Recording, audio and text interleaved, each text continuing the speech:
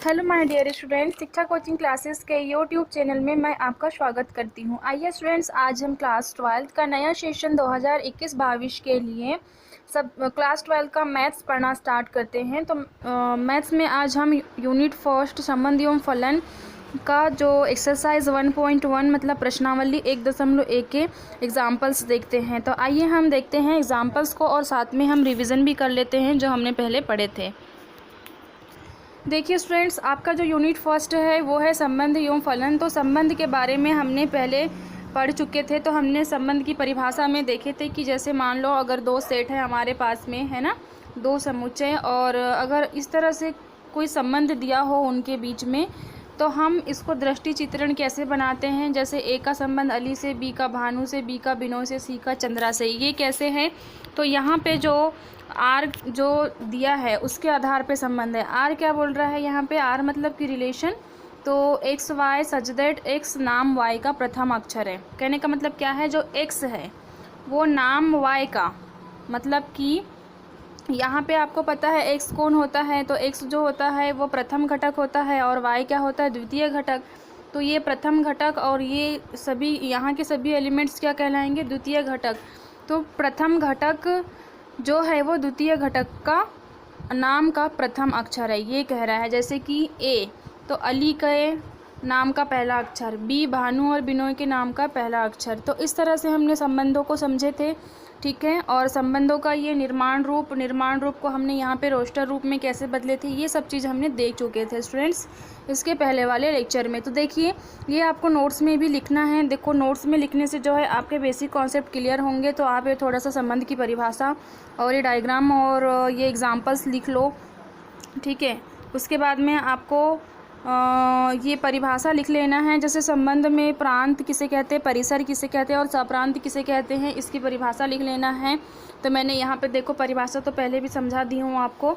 तो परिभाषा में जैसे प्रांत की परिभाषा क्या है, समुच्चय ए से समुच्चय बी में संबंध आर के क्रमित युग्मों के सभी प्रथम घटकों के समुच्चय को संबंध आर का प्रांत कहते हैं, ठीक है। ये चीज़ हमने देख ली है। प्रथम घटक जो है वो क्या कहलाते हैं, संबंध आर का प्रांत कहलाता है।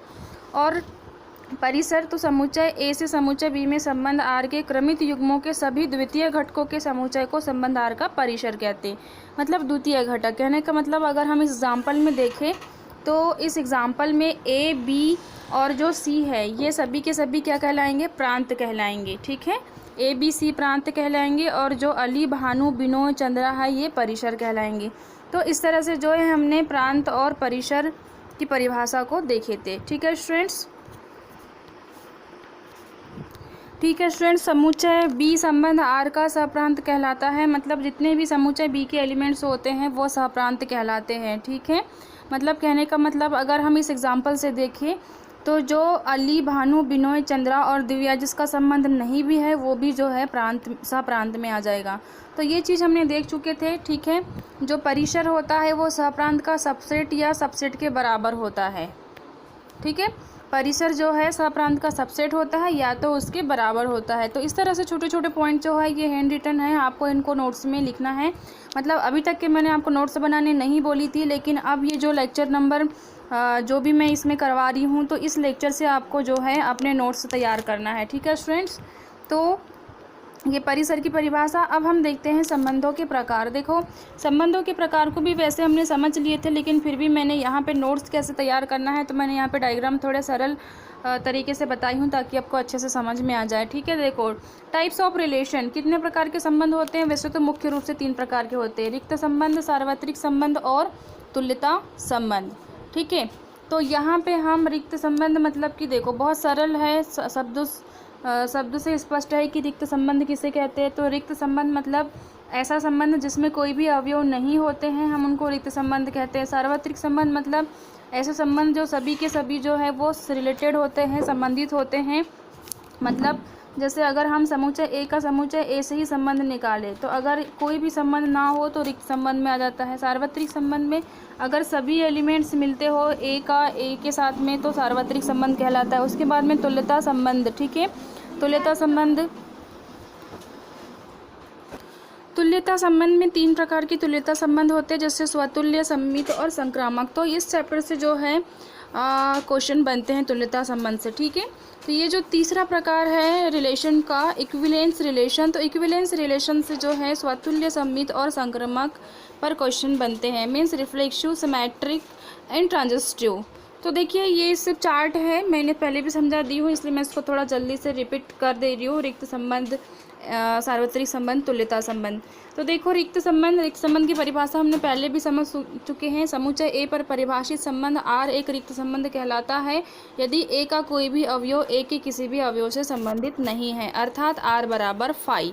और इसको हम लिख सकते हैं R बराबर phi subset A cross A।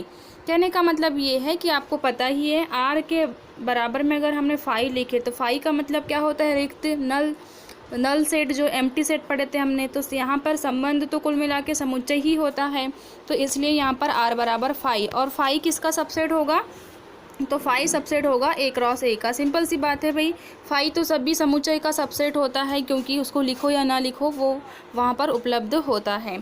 फिर सार्वत्रिक संबंध, यूनिवर्सल सेट, समुच्चय ए पर परिभाषित संबंध R का एक सार्वत्रिक संबंध कहलाता है यदि ए का प्रत्येक अवयव ए के सभी अवयवों से संबंधित है।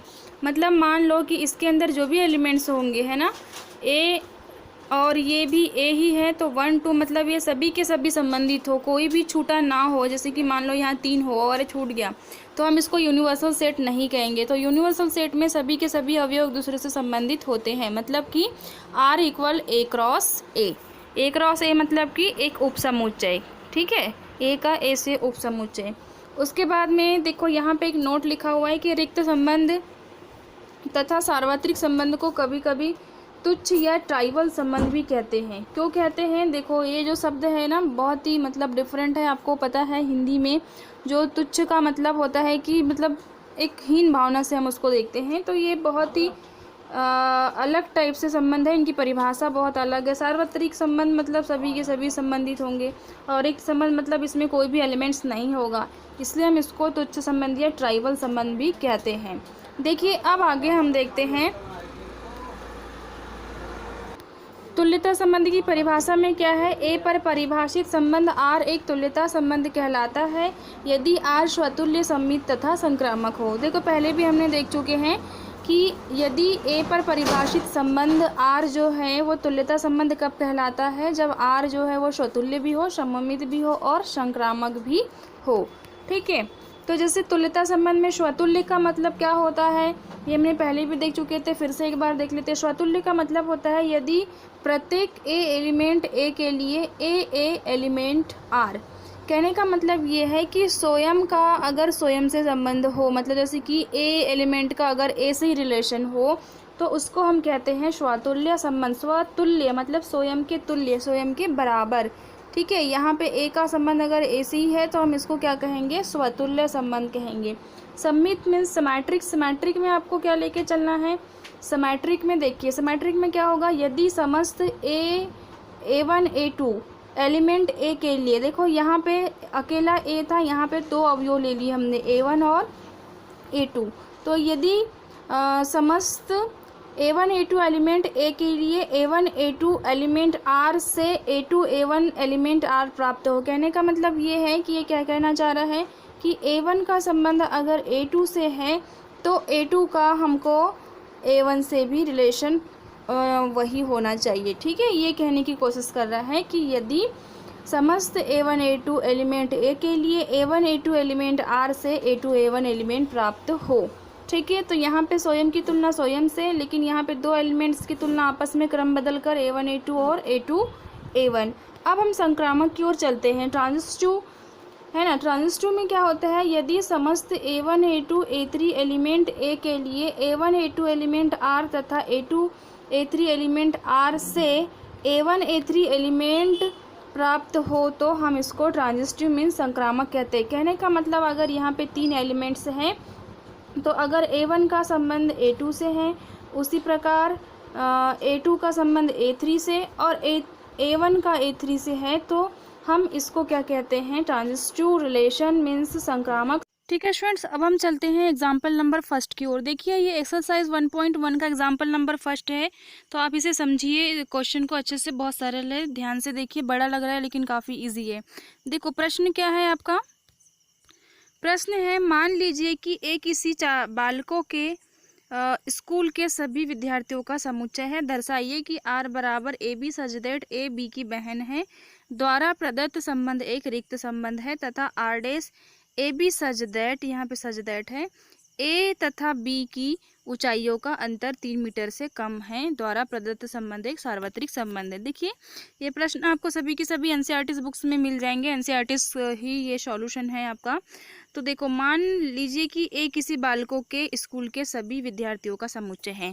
कहने का मतलब इस प्रश्न में जो भी समुच्चय लिया है ना, कोई भी अगर स्कूल है तो मान लेते हैं कि उस स्कूल के बालकों का सिर्फ और सिर्फ कौन आ जाएंगे, यहाँ पे समुच्चय ए के अंदर कौन आ जाएगा, उस स्कूल के बालकों का समुच्चय आ जाएगा। ठीक है, अब भाई बालकों का समुच्चय है। अब यहाँ पे जो है क्या बोल रहा है, जो संबंध दिया है वो किस रूप में दिया है, संबंध दिया है कि जो ए बी है ना, A B such that A B की बहन होगी, है ना। मतलब जो भी पहला प्रथम घटक है वो दूसरे घटक से किस तरह से संबंधित है, तो प्रथम घटक दूसरे घटक से इस तरह से संबंधित है कि ए बी की बहन होगी, ये कहना चाह रहा है प्रश्न में। अब आप ही बताइए, अगर उस स्कूल में सारे बॉयज़ पढ़ते हैं तो क्या कोई गर्ल्स है क्या वहाँ पे? बिल्कुल नहीं है। तो अब ये बताइए कि जो दिया गया संबंध है वो रिक्त संबंध होगा कि नहीं? ठीक है, बिल्कुल होगा भाई। सिंपल सी बात है कि जब उसने स्पष्ट कहा है कि जो समुच्चय ए है वो किसी स्कूल के बालकों का समूह है, तो अब बालकों के समूह की बात हो रही है तो बालकों के समूह में बालिका तो होगी नहीं। ठीक है, और हमको संबंध बोल रहा है कि संबंध इस रूप में दिया है कि A B such that A B की बहन है ना। प्रथम घटक मतलब प्रथम घटक ए बी की बहन है। तो यहाँ पे आपको आंसर क्या लिखना है, देखो आंसर ये लिखना है कि चूँकि स्कूल के सभी बच्चे बालक है ना, समुच्चय ए में सभी बच्चे बालक है, इसीलिए संबंध ए बी की बहन है रिक्त संबंध है। ठीक है, क्योंकि यह संभव नहीं है कि कोई भी प्रथम सदस्य द्वितीय सदस्य की बहन हो।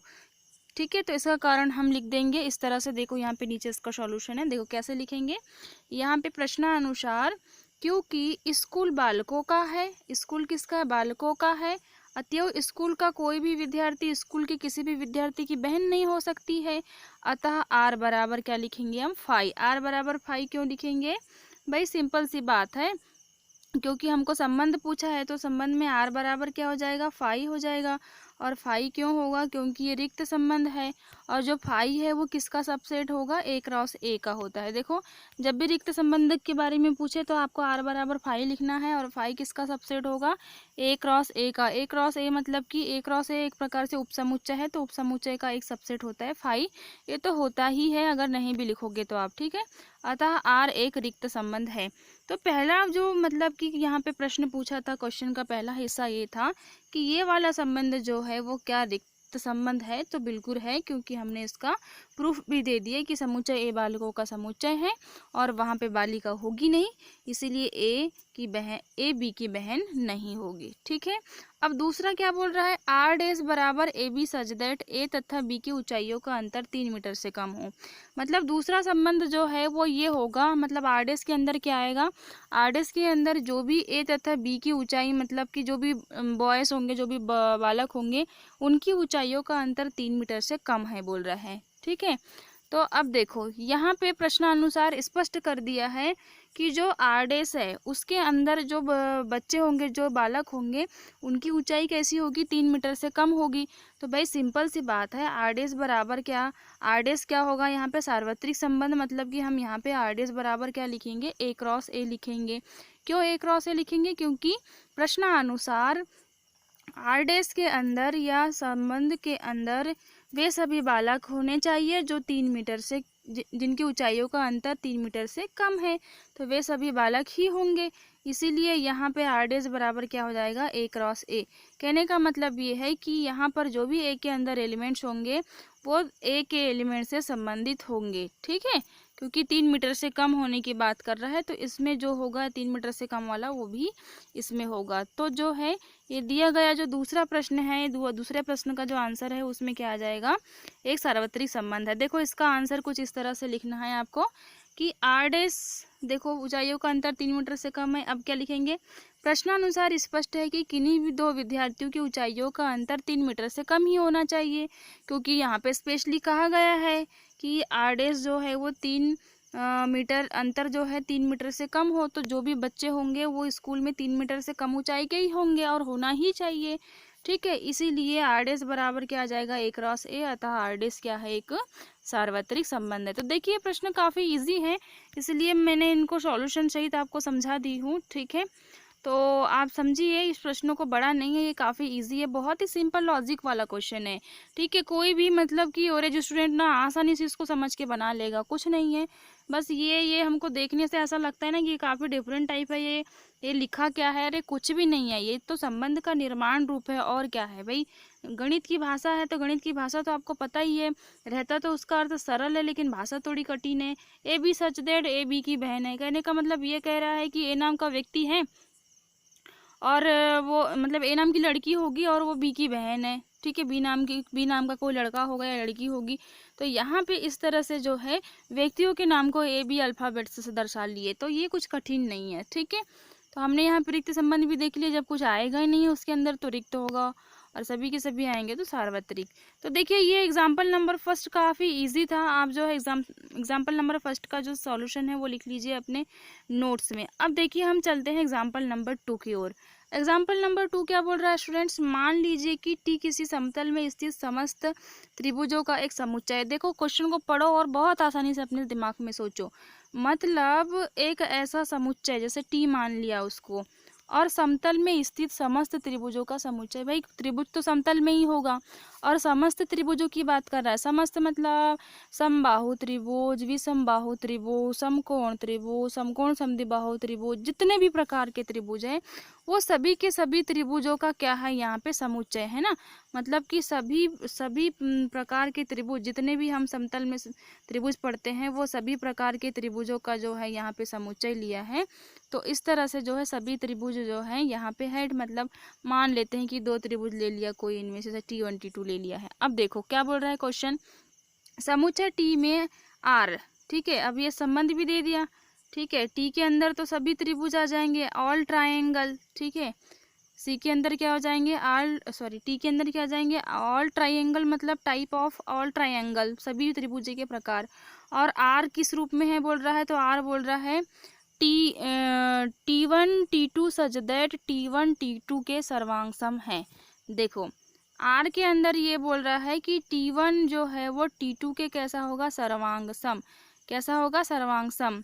और भाई देखो T1 और T2 सर्वांग सम है, कहने का मतलब क्या हुआ, कहने का मतलब ये हुआ कि T2 जो है जितने भी T2 के मतलब T2 की जो भुजाएं हैं, जितनी भी लंबाई की, उतनी ही लंबाई की भुजाएं किसकी होगी, T1 की। सर्वांग सम, सर्वांग सम का मतलब होता है सभी अंग समान होना चाहिए। मतलब कि अगर T1 नाम के त्रिभुज को या T2 नाम के त्रिभुज को अगर एक दूसरे के ऊपर ढक दे तो ये सभी के सभी ढका जाना चाहिए। मतलब कि मान लो यहाँ पे इसी त्रिभुज में T1 भी है और इसी त्रिभुज में T2 भी है, तो हम इसको कहते हैं सर्वांग सम। सर्वांग सम यानी कि सभी अंग कैसे हो, समान हो।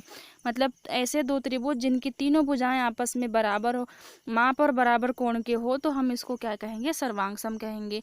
तो भाई देखो टी के अंदर सभी त्रिभुज आ जाएंगे और आर के अंदर मतलब कि 2 ऐसे त्रिभुज आएंगे जो आपस में एक दूसरे के सर्वांग सम हो। तो अब हमको सिद्ध करना है कि क्या आर एक तुल्यता संबंध है। देखो बहुत ही अच्छा, बहुत ही सिंपल क्वेश्चन है ये, कुछ नहीं।